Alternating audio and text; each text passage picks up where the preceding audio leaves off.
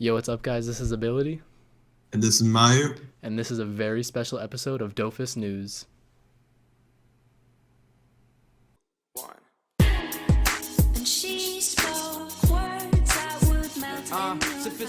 Hey guys, what's up? It's Ability here, and this is a Dofus News episode that we are joined live here with Mayu, Hello. and we are also joined live with another guest, a very special guest, and that would be Izmar. Hi guys, how's everybody doing today? Izmar, would you care to introduce yourself to those who may have not heard your name before and just give a little synopsis of what your job is? Sure, I'm the English Community Manager for Dofus here at Ankama. My job is basically to be a liaison between the community and the company. And today is actually my last day here. Nice.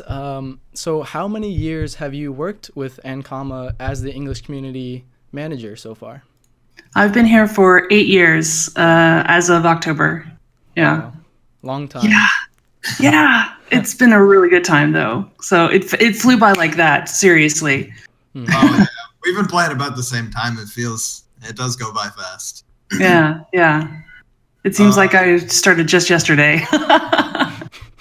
8 years. It's about the same. Yeah, you know. How did you learn about Dofus and Ankama in general? And what do you think it takes to get the job done as the community manager? So the first time I heard about Dofus was through a friend of a friend who heard about it through a Macintosh magazine because I was working as a graphic designer at the time, and so I had a Mac. And he was like, hey, this is a cool game, it's a Mac-only MMO. We've been wanting to try an MMO, but, there's not a lot that have Mac compatibility, but this one does. And I was like, yeah, and it looks pretty cool. And the art looks really nice. And it looks like it's, this was right about the time that the game was starting up in English. And so we hopped on, and I've been playing ever since. Wow. Yeah. So you lived in America when you started playing this, correct? Yeah, that's right. Yeah, I was in America at the time. And then you decided when you were offered the job, you then moved to France all by yourself? Yep, that's right. And, and 2 cats. Oh, that's okay. So not all by yourself. Right, exactly. Yeah. And did you know anybody in France while you were moving there, or did you go there just... So I knew a couple of people from Ankama because of the community. I was in contact with a few of them. That's actually how I got offered the job. But not really well. Mm-hmm. I had talked with Kaoli a lot online during the time where she was still active with the community. And so she actually helped me. She was one of the first people who helped me find an apartment and kind of get everything settled here in France. She was really, really wonderful and sweet. And I really owe her a ton for all of her help in those first few months when I had no idea what was going on. I had never been to mainland Europe. I had been to the UK twice, but never been to France. Only knew French through what I taught myself through podcasts, through Rosetta Stone, through a few small classes and stuff like that. So I just showed up with a head full of dreams and ambition. Well, that worked out. What did the average day at the Ankama office look like for you, and what was your favorite part about working at Ankama? Let's see. Every day is a little bit different, of course, because that's part of the community managing. You never know exactly what the day is going to hold. But usually it would start out with checking the forums to see what happened overnight, and then checking social media to see what happened there overnight, reading my messages to see if anybody's got any urgent things that they need me to take care of, then reading my mail to make sure there's no urgent publications or bugs or errors that I should be aware of to communicate to the players. And the rest of the day is just kind of a loop of all of those things. Like there's planning for events, there's doing publications, there's coordinating with the other CMs so that we can share ideas and talk to each other about what's happening with the company and with our communities. And it's kind of rinse and repeat and respond to whatever comes from that process. Sounds like a lot of reading. Yeah. Usually, I'm sorry, one more time? Your Anka box must always be full. Yes, you don't even want to know how many messages are in there right now. I don't even know. I know that I'm up to like over 100 pages easy. So yeah. Well, you don't have to worry about it anymore after today. I'm sorry. Yeah. I apologize to everyone who I haven't had a chance to respond to yet, but yeah. So my bad. No worries. So the next question that we have for you is, was being the community manager the job that you wanted out of this company, or was there any job that you would have preferred, or was this like a dream come true job for you?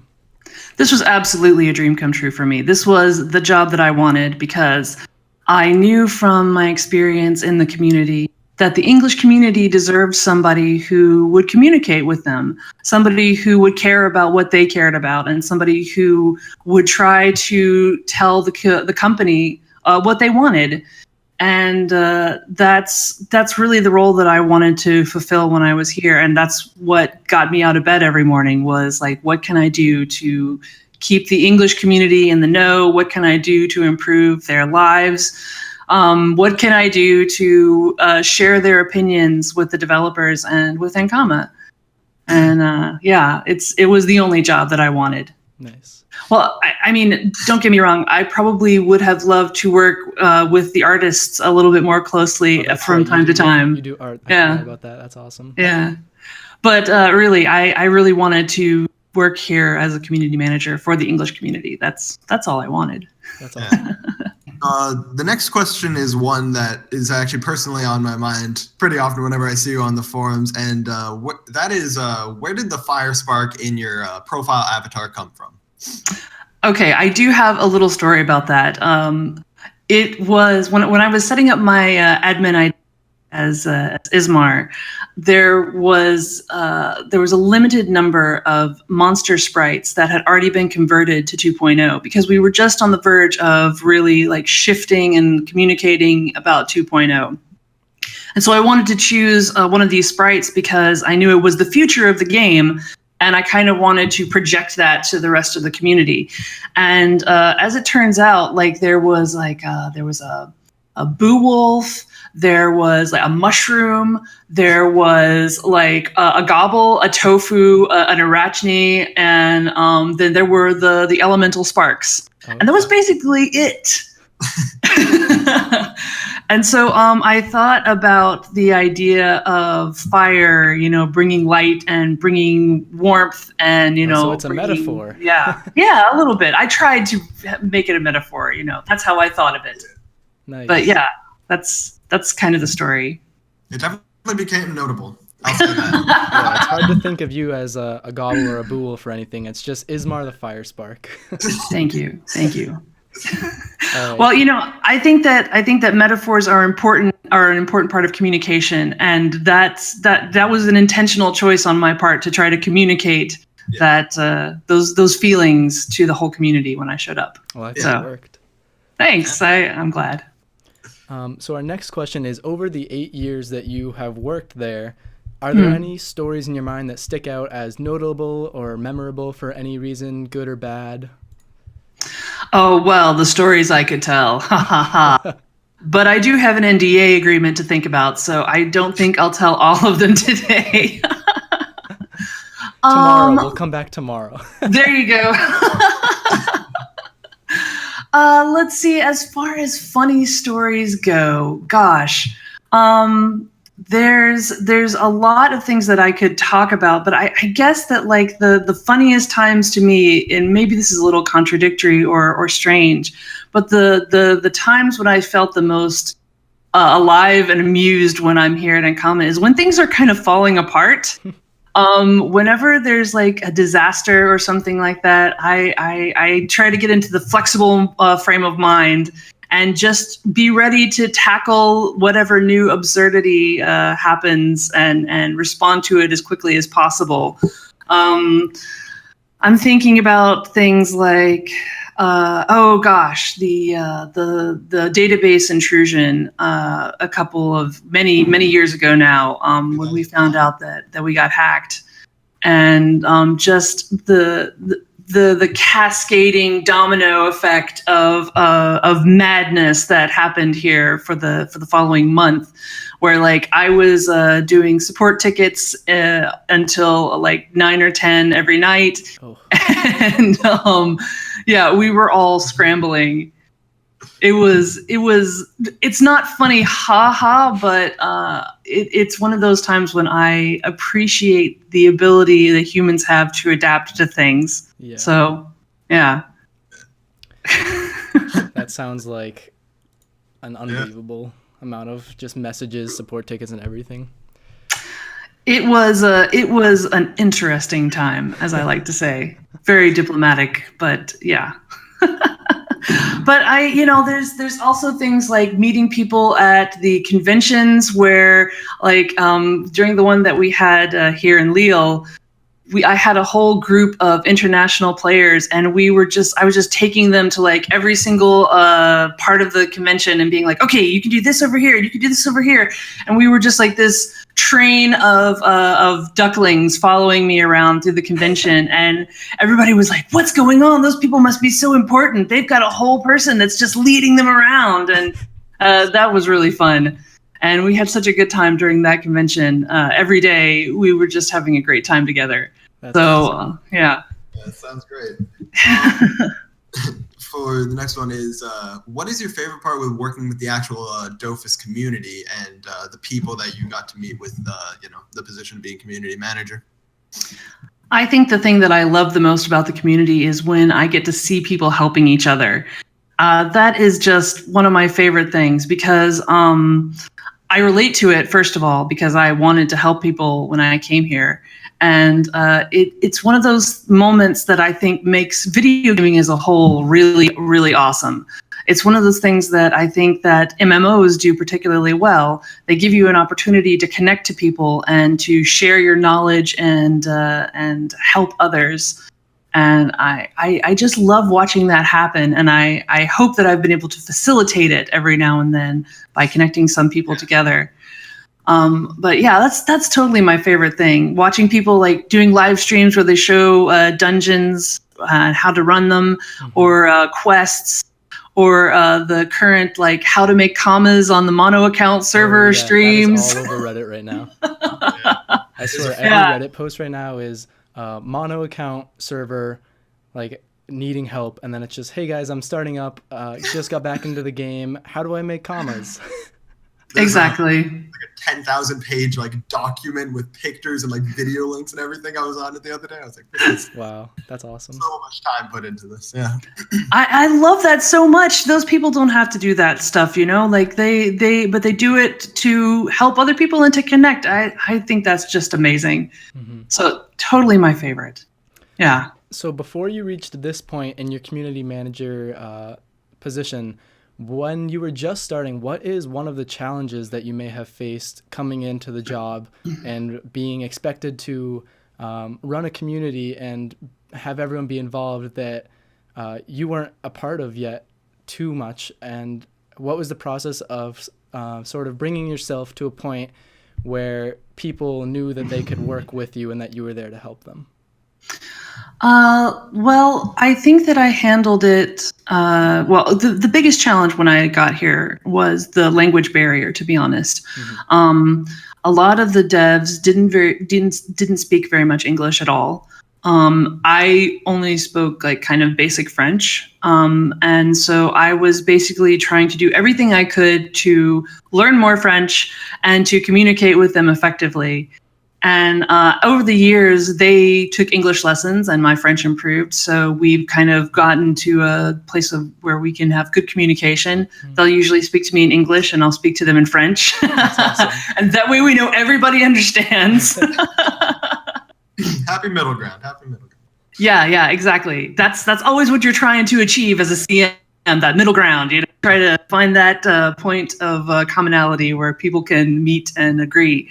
So that was the biggest challenge of the job for me, honestly. I found the stuff where working with the community and talking to the players came pretty naturally because I wanted to be honest with them, as honest as I could.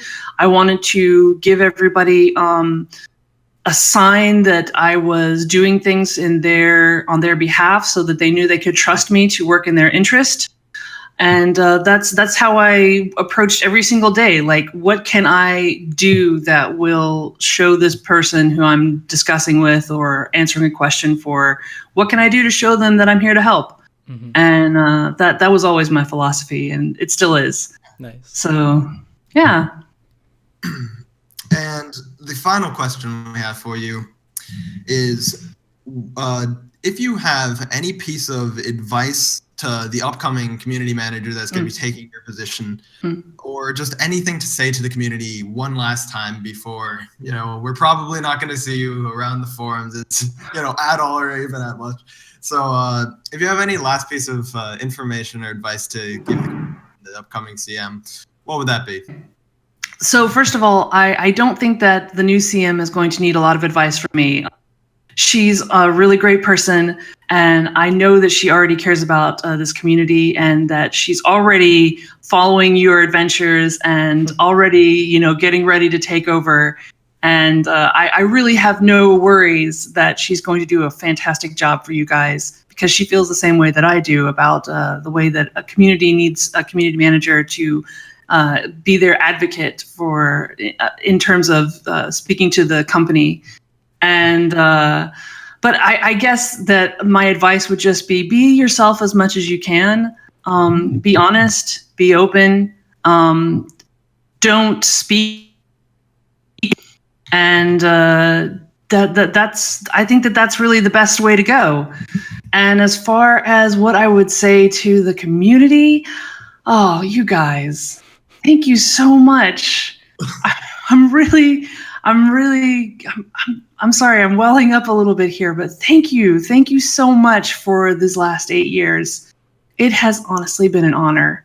I can't imagine a better job and a better community.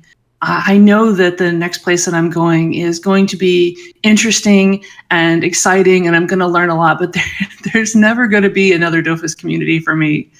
And I'm going to miss you all so much. I really hope that the upcoming years are amazing for all of you, and you have a great time playing Dofus. Thank you. Thank you. Thank you.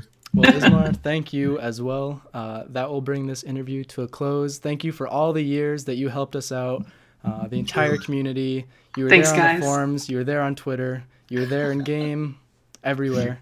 So thank you so much. Thanks. I really appreciate it. And thank you for this interview. So this has been Ability, Mayu, and Izmar. And we will see you guys next time. Bye, guys.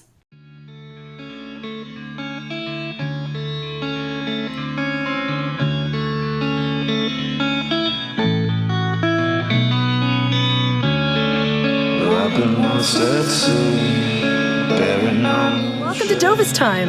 In this video, we're going to talk about Dofus Update 2.36, Mind the Step. Update 2.37, The Good, The Yop, and The Castuk. Thoughts I can't believe, dragging me to hell, dwelling in the Greetings, adventurers, and welcome to Dofus Time. In this video, we'll be digging up the secrets of Update 2.39, The Slumbering City of Gold.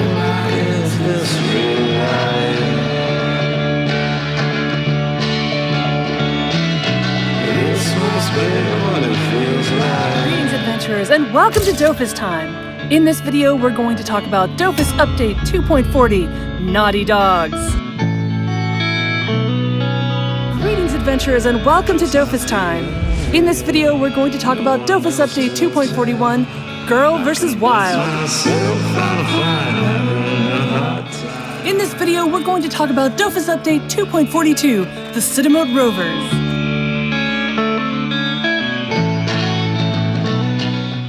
Greetings, adventurers, and welcome to Dofus Time. Today we're going to talk about Dofus Update 2.43, Elizel and the Ivory Dofus.